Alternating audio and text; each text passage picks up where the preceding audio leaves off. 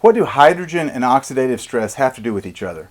Paul Barattiero, who's an expert on molecular hydrogen and water, has been studying extensively the properties of water for quite a while.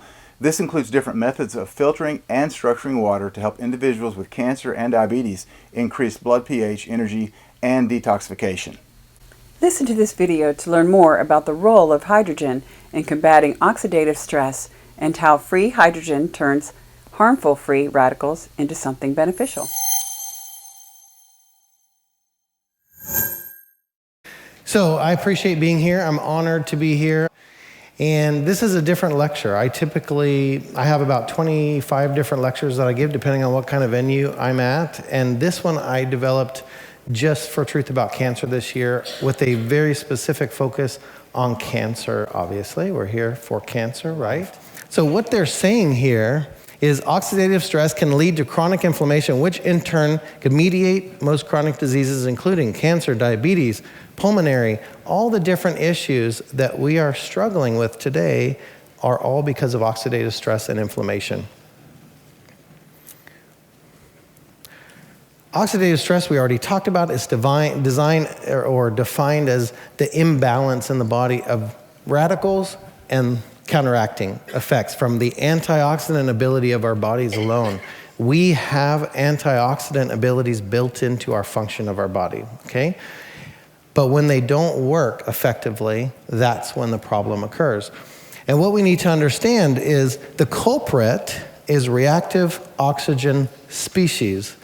When we start to look at the body, we're not talking significant things, huge things. There's simple chemical reactions in the body that happen, as we just learned in Patrick Quillen's talk, many, many times a second, but they are simple chemistry when we begin to understand them. In this situation, ROS is reactive oxygen species. So they are oxygen-related radicals. They are the most cytotoxic in our human body. They affect our cell function. That's what stops our cells. Cytotoxic means cell damaging. So imagine oxygen, the very thing that we need to breathe and live by, can cause tremendous issues in the body when it's combined with something else that is very damaging to the body. And when you look down here under number 2, most reactive oxygen species are generated in the cells by mitochondrial respiratory chain. This simply means the respiratory process, the fact that we're living, right? So it's nothing we're doing wrong, and no one should think that. It's a normal process of providing what? ATP, or energy in the body. That's the mitochondrial function that we have. And in the respiratory chain, we end up with oxygen radicals, okay? That's what happens. Now, not all radicals are oxygen-driven. Some are non-oxygen-driven.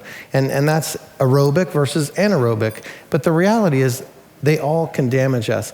In this, it says that hydrogen peroxide, superoxide anion, and hydrogen radicals are the 3 top reactive oxygen species that are very harmful to the body. Out of those 3, hydroxyl radicals are the worst, the most damaging in our body, period. They will destroy cells function completely. Now, hydrogen, or what we're talking about here, hydroxyl radical, what is a hydroxyl radical? It's a hydrogen and an oxygen. That's all it is. But we talk about this being the most damaging radical in our entire body, yet it's a hydrogen and an oxygen. Isn't that interesting? What happens if we give another hydrogen to that chemistry? Water. So we just went from the most damaging free radical in the entire body to a water molecule. Isn't that beautiful? And that's what hydrogen does, and that's what we're talking about today. So the topic is hydrogen and water, the importance of hydrogen and water. So the importance of free hydrogen, or H2 molecular hydrogen, that we're going to talk about is the ability to go into the body, combine with these radicals, and create beneficial things, turning something very damaging and harmful into something beneficial. It almost sounds like it was supposed to be that way, right? Like it was the design of the body. It was the design of the body. We are a big hydrogen generator. Okay? We have been designed and created, our bodies generate hydrogen on their own as long as they're working correctly. This is where the story starts. Oxidative stress. When we have stress, we start to have system failure and we no longer produce hydrogen, which then goes and reduces oxidative stress. It's that process. Now, what was one of the biggest things that we learned in Patrick Quillen's lecture? Gut. How important is gut health? We hear about it a lot, but I don't know that people really understand how critical gut health is. He said there was 70 trillion cells, but then he said 100 trillion just in the gut. Isn't that interesting? So how much of you is bacteria? You could argue most of you. You could argue your personality. If someone's cranky, right? You could argue that there's more issues with the bacteria in your body being wrong, or the cravings that you have are because of bacteria, not because of what you really want to eat. So it's an interesting thought process. Here we talk about the fact at the bottom, understand a sustained environmental stress, ROS are produced over a long time and thus significant damage may occur to cell structure and functions may induce somatic mutations and neoplastic formations. Okay? Patrick Quillen just talked about and he applied, didn't he? And what do we have down here? Indeed, cancer initiation and progression has been linked to oxidative stress by increasing DNA mutations and inducing DNA damage, genome instability, and cell proliferation. This is where it starts.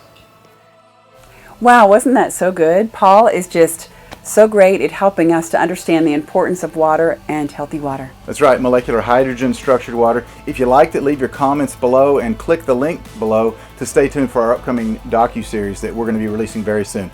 Stay healthy and God bless you.